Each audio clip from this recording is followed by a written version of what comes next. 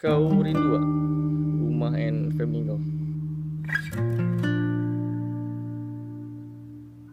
Mestilah aku rindu. Aku kan dah lama tak balik. Tu sana tu ada apa? Ada genting. Genting mana genting? Tengok si Ali ni. Kalau tak lambat bukan tembak dia lah. Lah, Ali kan? Pernah ke dia manage kerja dia awal-awal? Impacto sahabat.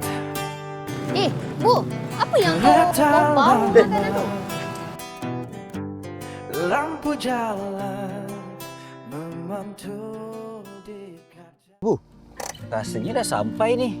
Betul ke mak kau? Kenapa kau tak pernah beritahu kita orang pun? Dah.